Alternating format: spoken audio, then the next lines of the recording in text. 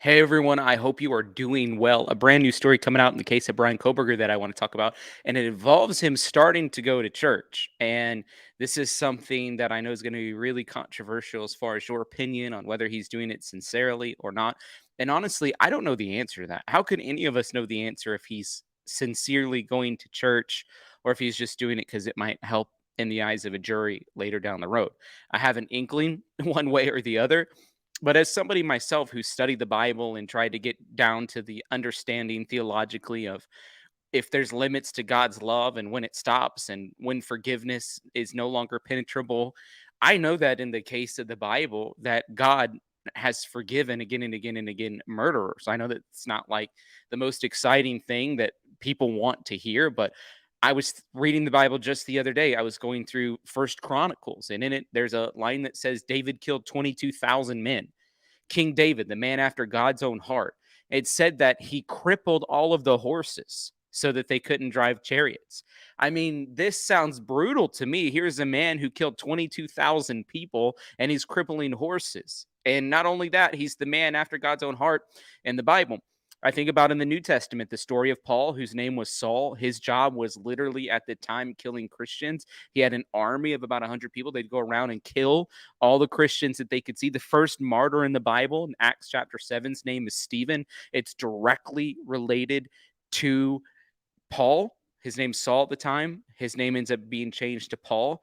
And this man writes about two-thirds of the New Testament of the Bible. Somebody whose job was to murder obviously received the forgiveness of God.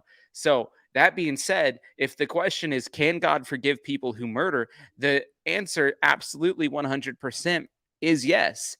In the case of Bryan Kohberger, is he forgiving Bryan Kohberger? I don't know the answer to that. It has to do with the condition of the heart. But let's bring the story in. I want to just for a second take a look at it. I haven't watched this story yet. I'm interested in it, and I'm sure many of our viewers are going to be interested as well. Let's get back to Bryan Kohberger in the Latah County Jail, because the Daily Mail has some great sources, and so do we, talking about what jail is like and what the inmates are like and what they think of Kohberger and what he does when they abuse him verbally. I want to go right to our senior national correspondent, Bryan Enton, who's standing by live. He's been covering this story from the beginning.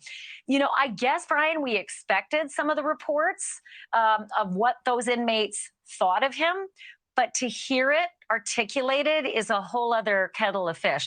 Talk to me about some of the reporting that we've been getting on Kohberger's life behind bars so far.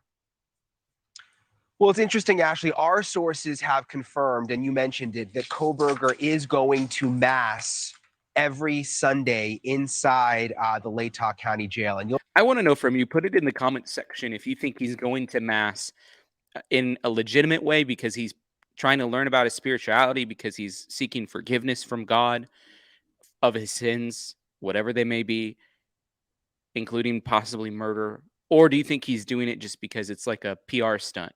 you'll remember, this isn't a big jail at all. It's very, very small. It's in the basement of the courthouse building, right below the courtrooms. But apparently, he is given the opportunity to go to Mass on Sundays. I've not heard about him being especially religious in the past, but apparently, he does have this Mass that he attends. He has conversations there with the priest. What he's talking about, we don't know, but we've confirmed that he is going to Mass. There are other reports that he's in the cell by himself.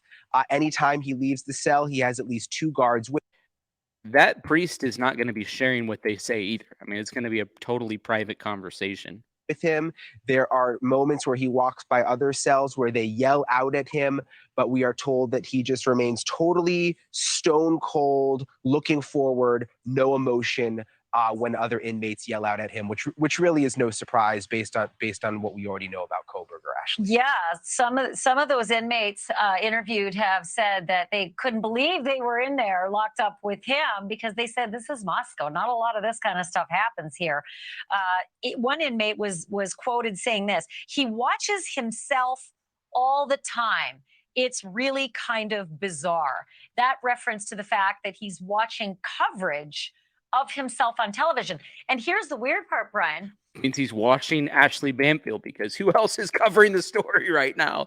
She's the main person who's continuing to cover the story again and again and again. So when he's watching news coverage of himself, he's likely watching Ashley Banfield. I mean, that's pretty much my assumption.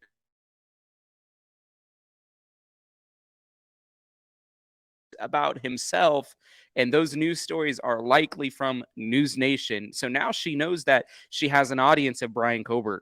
The things that she's saying online are going to be heard by him. I think that this is really, really important piece of information because we've continued to talk about if there's information that's leaking, what the point of that leaking information is, if it's bad or good, if it hurts or helps.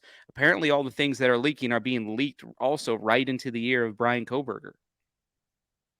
We're told that the jailer decides one channel.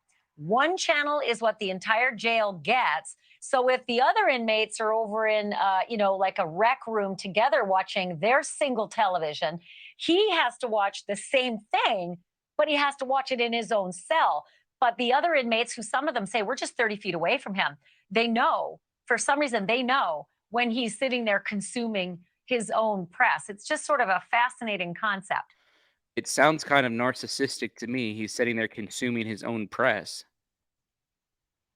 Yeah, and I'm sure they can hear it. I mean, again, it's a very, very, very small jail. Apparently, with the other inmates, they are all brought into sort of like a group room. You mentioned it where they watch TV together, but Kohberger totally isolated, but just down the way.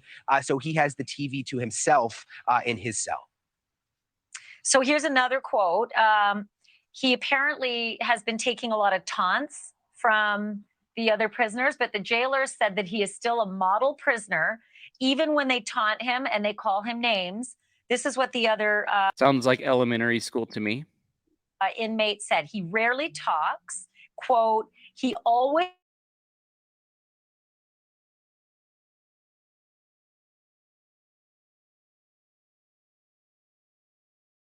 his mouth move, he never says anything. And then we can also confirm that he is allowed to make calls out. He can't receive the calls. And if he gets a call, they will pass him, the jailers will pass him a note. And then he has the option to call or FaceTime him back. And FaceTiming, Brian, is something that has really irked, I think, a lot of the victims' families. They've FaceTiming? FaceTiming? Or video calling? said, FaceTime? What? An inmate gets to FaceTime? We don't even get, to write letters to our loved ones. Yeah, I can imagine why that would be frustrating and hard to hear when you lost a loved one. But I'm not surprised about him not really having emotions, not even raising an eyebrow when people yell out at him. We've seen him out, when he's been transported in Pennsylvania outside, just totally stone cold. When he's brought into court, same exact thing. And so it doesn't surprise me that that's the way he's acting also up behind bars. And we've heard. Yeah, I agree with that. I mean, he is definitely stone cold in his face, non-expressionist, even in court. So not surprised by any of that. I'm curious about what you guys think. If you're interested in the fact that he's going to church, and if you think he's just doing it because he's trying to pass time, if he's on a genuine spiritual quest, or is he doing it because he's in a situation where he's trying to do like a PR stunt and maybe would look good in the eyes of jurors or something like that. I don't know. I'd love to hear your thoughts in the comments. Hey, by the way, I want to let you know that this channel is totally crowdfunded, which means we are not able to produce content like this unless people like you come alongside and support us. There's a couple ways that you can support this video. One is by super thanks. You can also do PayPal, which is Tyler Feller, Cash App, $ Tyler Feller 22, or Venmo, which is at Tyler-Feller. We're also partnering with an amazing new app called Swagit. I pinned the link in the comments section. If you download that app and then follow me, which is just Tyler Feller, you're automatically entered to win $250. Thank you for watching this video. We'll see you.